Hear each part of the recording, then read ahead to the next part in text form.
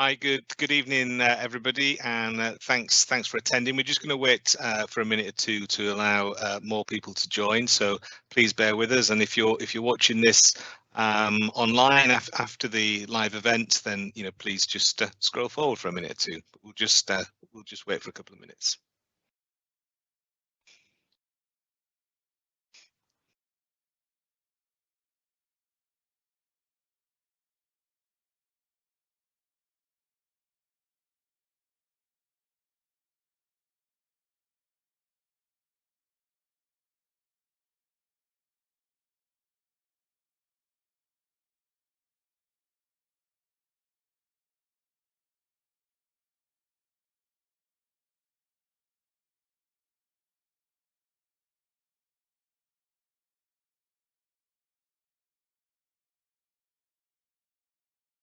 If you are just joining, we're just waiting for a minute or so to allow some others to join. Please do have a read through the notes on the slide there, and we'll start very shortly.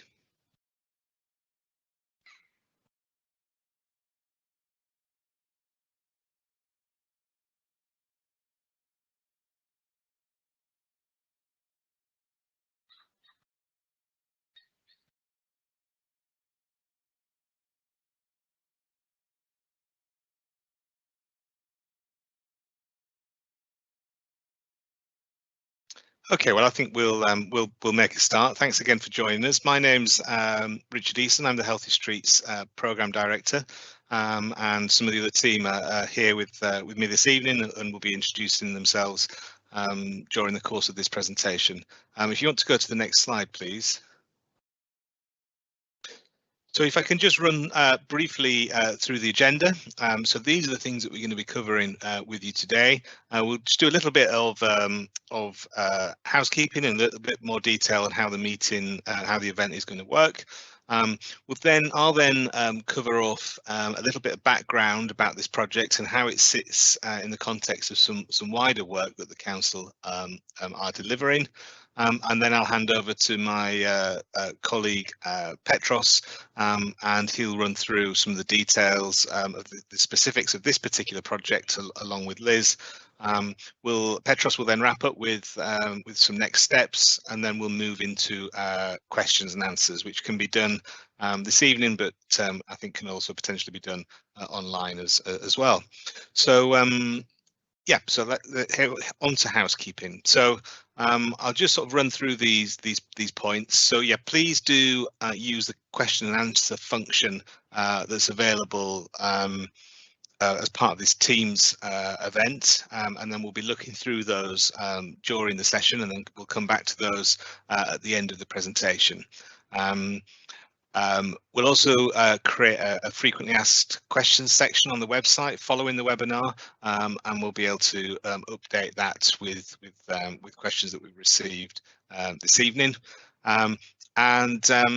Just to point out that the comments and suggestions that we get by the Q&A function will not be published. However, we'll be looking through them all, and if you've got comments or suggestions, please post them separately. So questions that you want us to address in one post, we can pick those out a little bit more easily. It's a bit more manageable, but then general comments that you want us to consider and take away and review, which we will in a separate post, and clearly as many of those as you wish.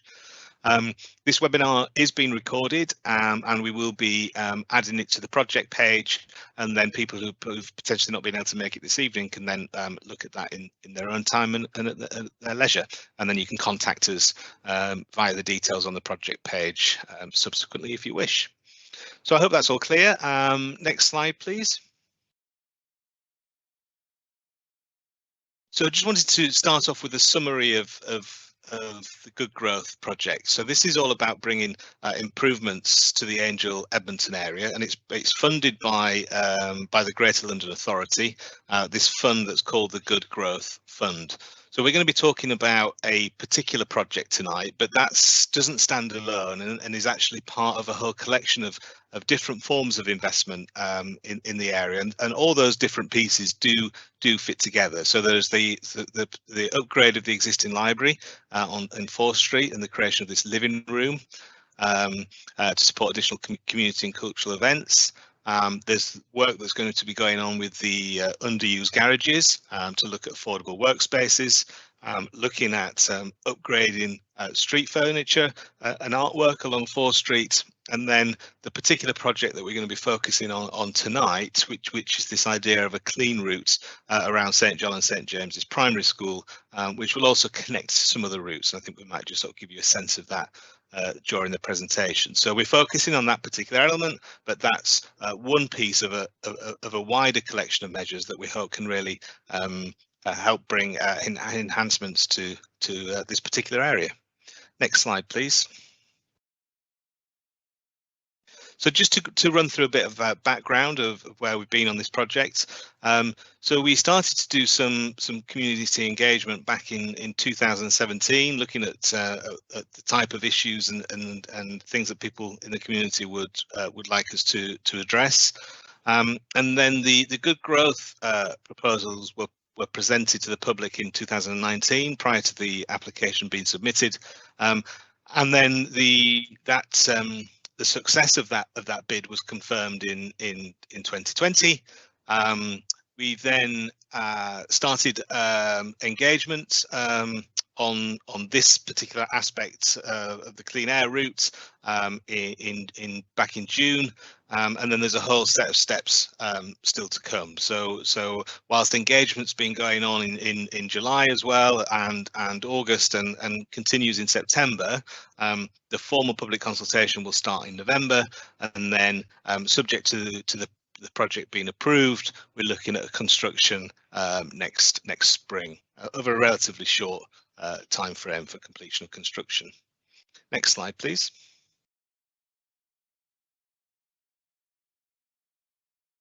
So I've mentioned a project page for this. This is a screenshot of that. Lots of information on there, and more can be added, and the link is at the bottom of the page there. Next slide, please. So this particular intervention, as I've suggested before, is part of a wider Healthy Streets programme, a whole series of measures that we're really looking to enable sort of long-term change. So what we want to do is build a sort of network of active travel routes that help encourage more people to walk and cycle for a number of their journeys. And this is really all about tackling the large amount of the borough's emissions that come from transportation. In the context of a climate change emergency, it's really essential that we do take some steps towards enabling people to travel in ways other than just the private motor vehicle and the impacts that those type of journeys have on the environment. Next slide, please. So this is all part of a coherent strategy. So this sort of policy and guidance that the council has developed itself, but it's also getting this sort of direction from the London Mayor, and it's also getting this direction from the government as well. So there's a consensus, if you like, that we've got to take action, and it's these type of projects that we're talking about tonight that are being recommended. Next slide, please.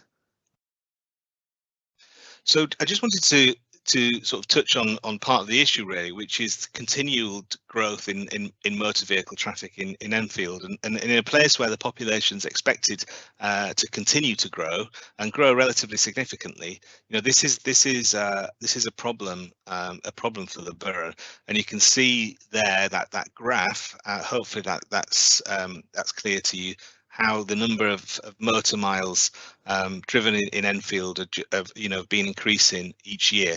Now, clearly the challenges of the pandemic will have had an impact on that, and we'll see how that might then subsequently take off again. But there's an ongoing challenge that we've got to address, and the amount of sort of carbon that's created from those motor miles is a big issue.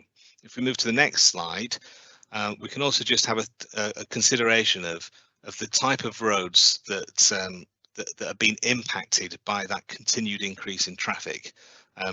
Now, what this slide is showing you is the type of roads where that traffic is travelling on, So the roads at the bottom, that the sort of red and blue line, are motorways and B roads, and the green line up at the top are A roads. So there are sort of bigger roads that are really built and designed to carry more levels of traffic. And as you can see, even if you can't quite see the numbers super clearly, you can see that the trend of the volume of traffic on those bigger roads designed to carry and move more traffic has remained quite constant over the last sort of 10 years. But all that increase in traffic that we talked about on the previous slide, it's our smaller, quieter local streets that have absorbed all of that increase in those motor miles. And so you can see that that sort of gold line in the middle there, which is what we call unclassified roads, so smaller streets. The volume of traffic on those has increased, and so therefore those roads are feeling much less safe for people to walk and cycle on, and that's why we have a number of different initiatives to try and address that challenge. Next slide, please. So here's just some snippets, if you like, from the Mayor's transport strategy. So the Mayor's transport strategy suggests that almost 5 million journeys per day could be walked or cycled that are currently being made by car. A lot of them are very short journeys, and for some people that is the only way that they can travel those short journeys. But for many, there are other alternatives.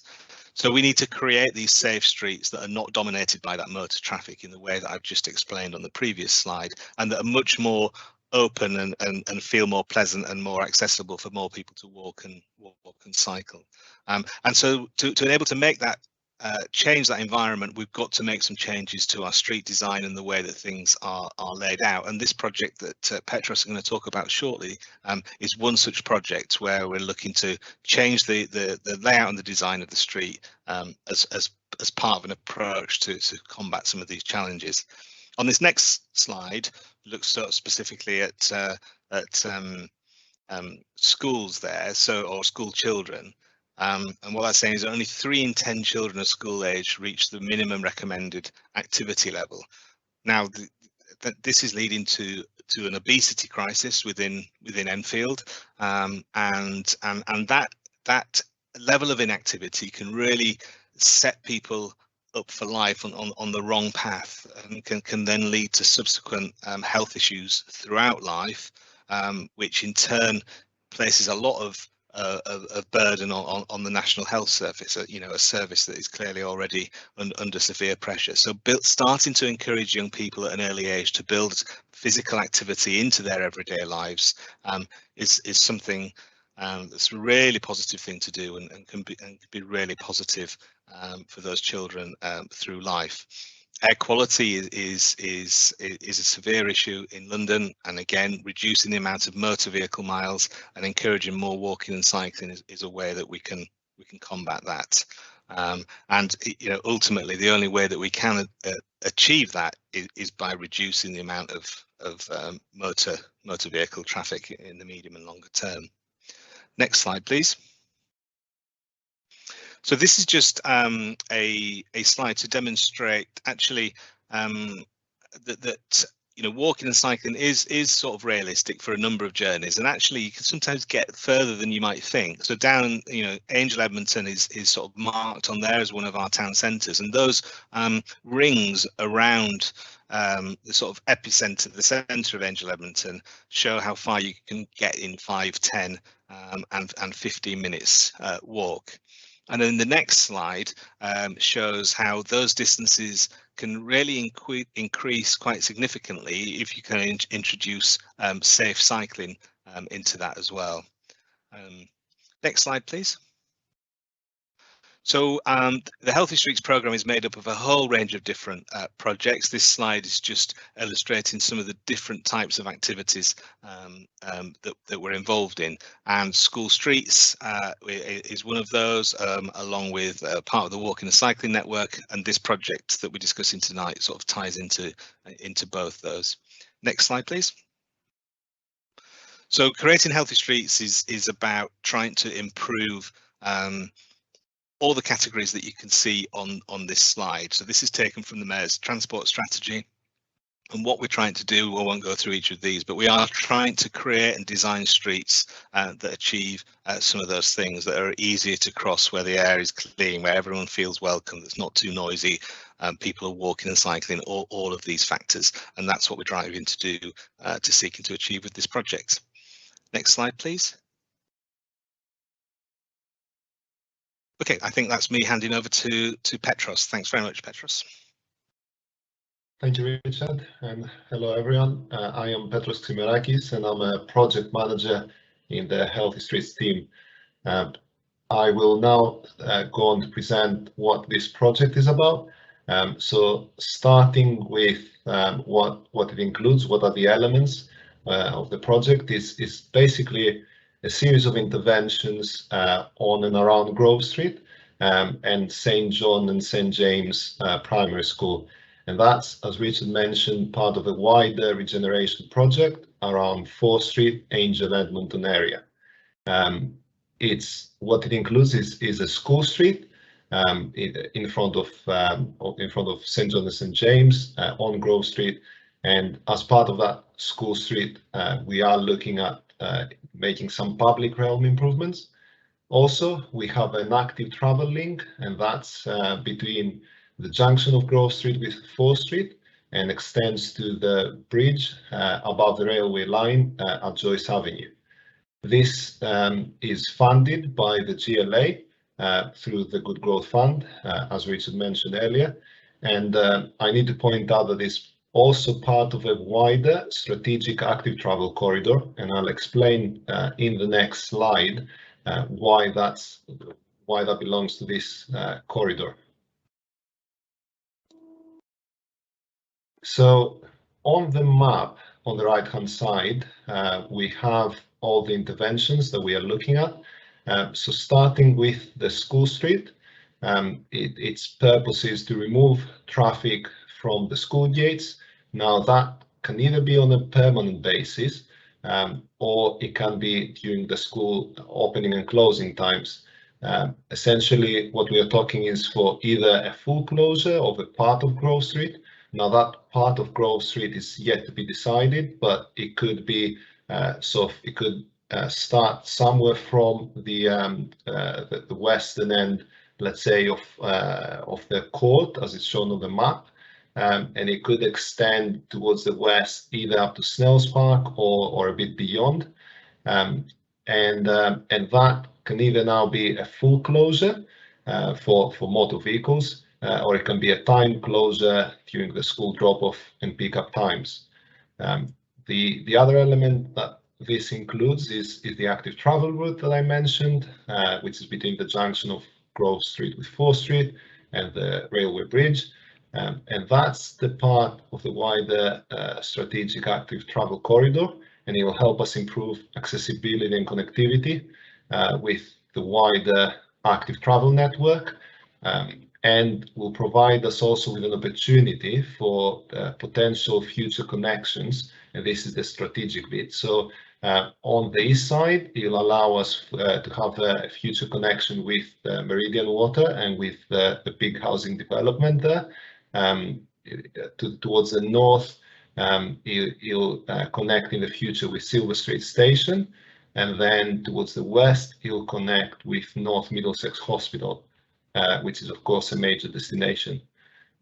Finally, we've got the public realm improvements I mentioned earlier, and what we are talking about is some sort of infrastructure, some social infrastructure and placemaking on Grove Street within the extents of the closure, and that'll create some form of a civic triangle, if you like, and that will be sort of between the affordable workspaces that are Garage's yard, which is just across the school, and the school itself, and the church, which is also right there.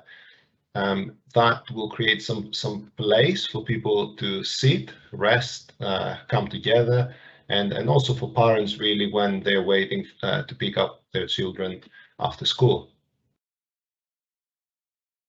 Now, what we are aiming to do with this project is to start with is improve, of course, air quality and road safety outside the school.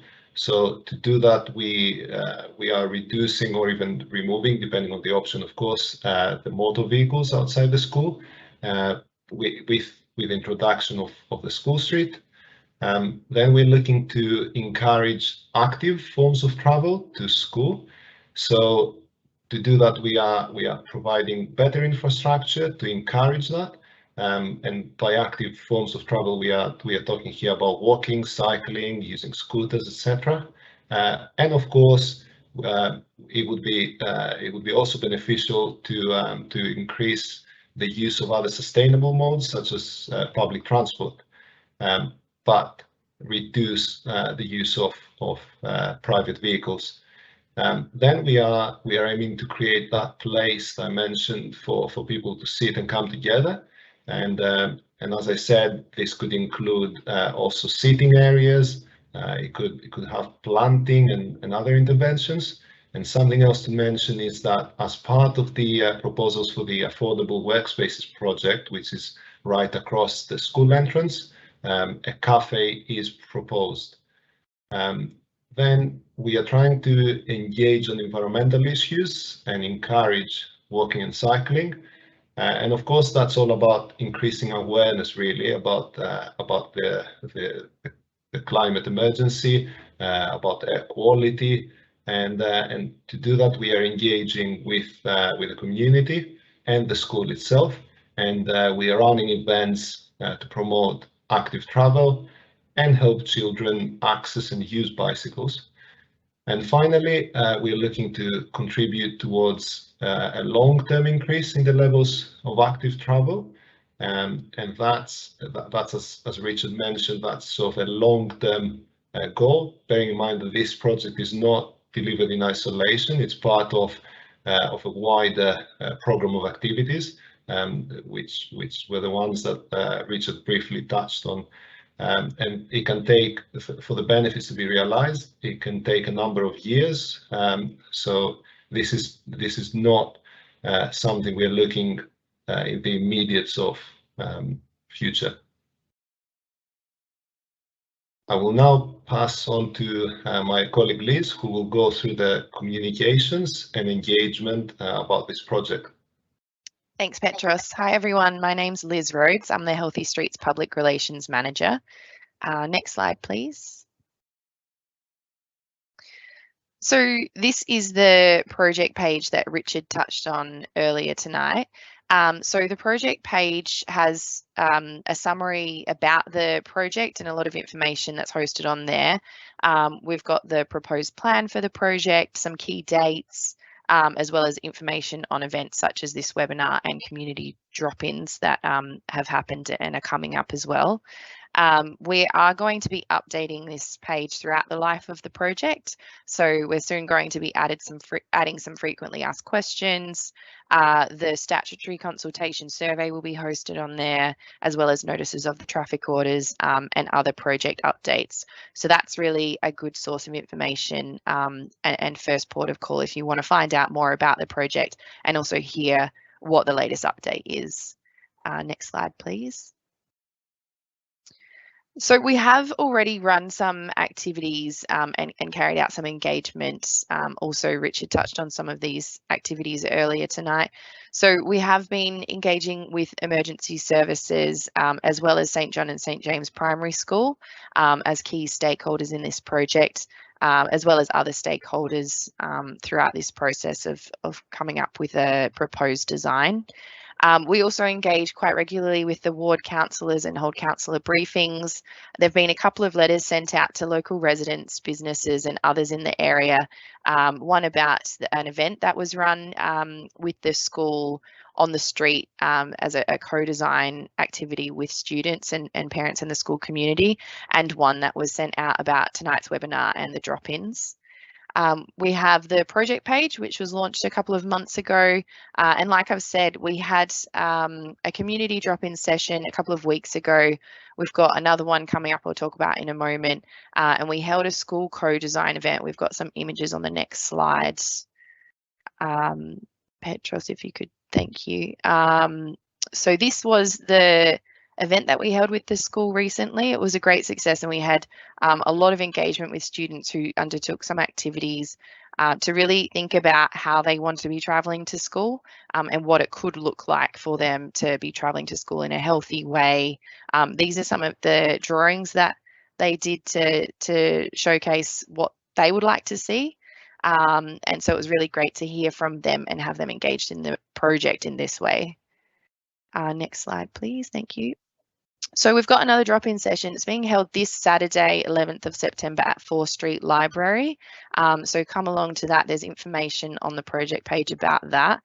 Like I said, we'll be posting updates on the project page, sharing the preferred design option on the project page when that's ready.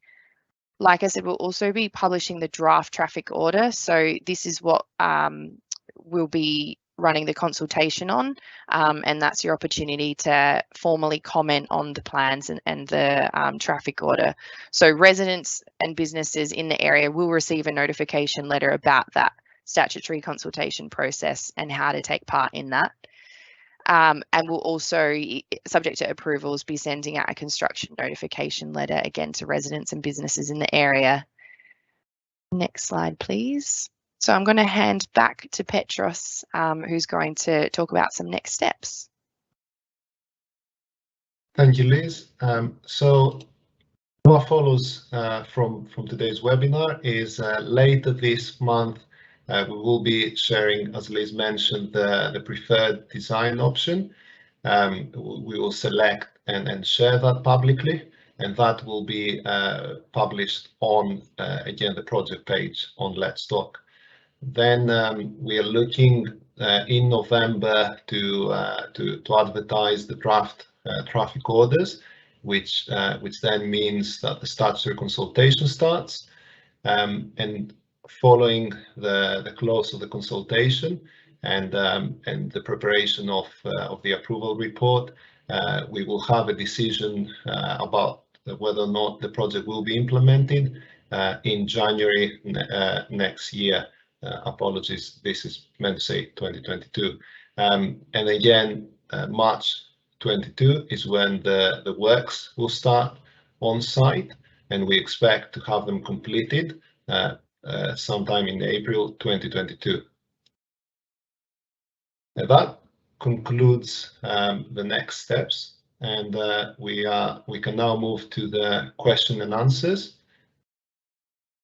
Now, as Richard mentioned, these question and answers can be put on the Q&A function of this webinar. If you do have more than one question, please put them separately. It just allows us to manage them better. There will be also a tool on the project page itself on Let's Talk for question and answers, where you can put any further questions that you may not get the chance to ask today, or you may come up with at a later stage. And following the webinar, as we mentioned previously, we will create this frequently asked questions section on the project page. This will be based on your questions from both tonight and other questions that will come through the project page. So this will be a dynamically update section. And finally, any comments and suggestions that you put through this Q&A function will not be published directly as is. We will be reviewing them, of course, and as we mentioned, they may form part of the frequently asked question section. But if you do have such comments or suggestions for tonight, please post them separately to the questions.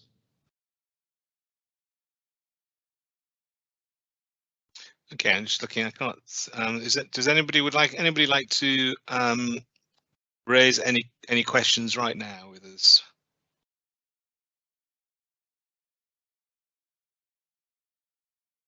Okay.